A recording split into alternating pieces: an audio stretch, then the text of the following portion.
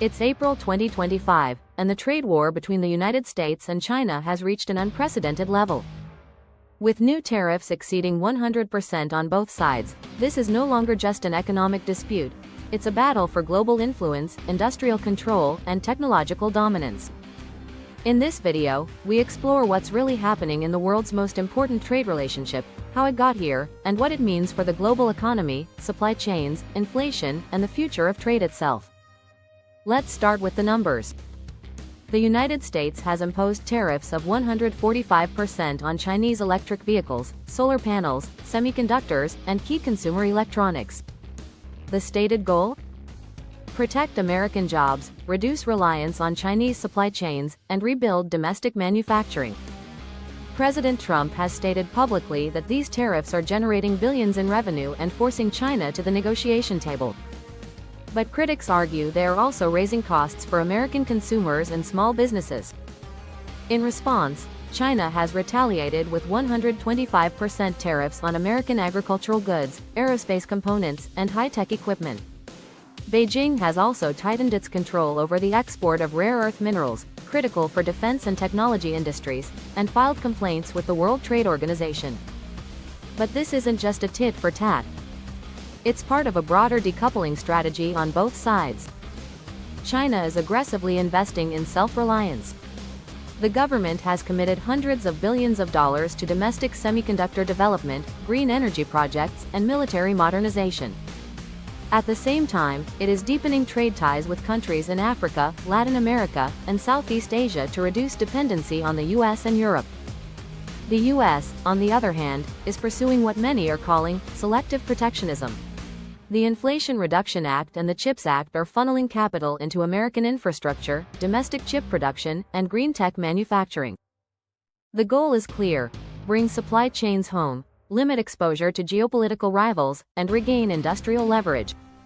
Now let's talk about the global fallout. First, inflation. Tariffs are taxes. And when imposed at this scale, they ripple through global pricing. We're seeing rising costs in electronics, consumer goods, electric vehicles, and even basic materials. This is especially hard on developing economies, which rely on imports and exports from both the US and China. Second, supply chain reconfiguration. Multinational companies are accelerating their China Plus One strategy. That means moving operations out of China into countries like Vietnam, India, Mexico, and Indonesia. While this creates opportunities for those economies, it also introduces new risks, from labor standards to infrastructure bottlenecks and political instability. Third, currency and capital flows.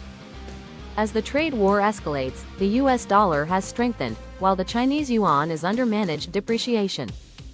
Investors are becoming more risk-averse, favoring safe haven assets like gold and US treasuries. Foreign direct investment into China is slowing, while capital is flowing toward neutral and emerging regions.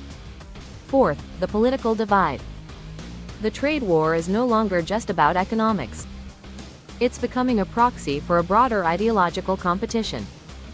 The US emphasizes transparency, open markets, and democratic institutions. China promotes state-led development, data sovereignty, and strategic industrial planning. Other nations are caught in between. Europe is trying to remain neutral, but faces pressure to align with the US on technology standards, data policy, and security cooperation. Developing countries are leveraging both sides to extract better terms and investment. So, where does this leave the global economy? In a word, fragmented. Globalization as we knew it in the 2000s is over. We're entering a new era of economic blocs, strategic alliances, and tech-driven decoupling. This has three major implications. 1. Supply chains will become more regional. That means higher costs but also more resilience. 2. Innovation will diverge. Competing standards in AI, 5G, green energy, and digital currency will create new technological ecosystems. And 3. Economic forecasting will become more volatile. Investors, businesses, and governments must adapt to a world where policy risk is as important as market risk. So what should you watch going forward? First, monitor tariff policies in both countries. Sudden shifts can impact markets overnight.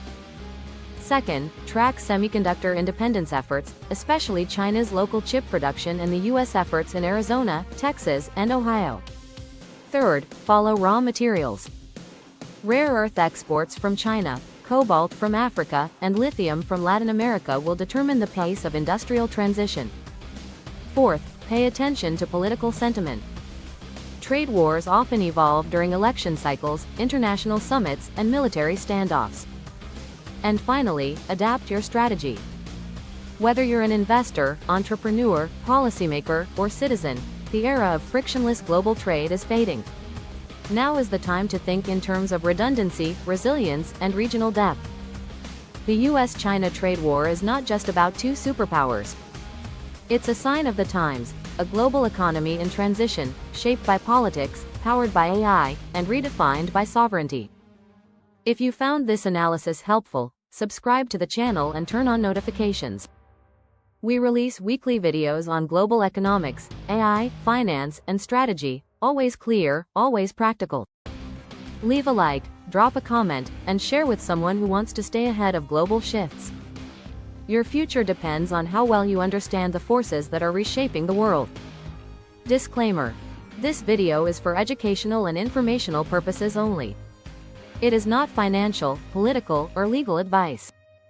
Always consult with certified professionals before making major decisions.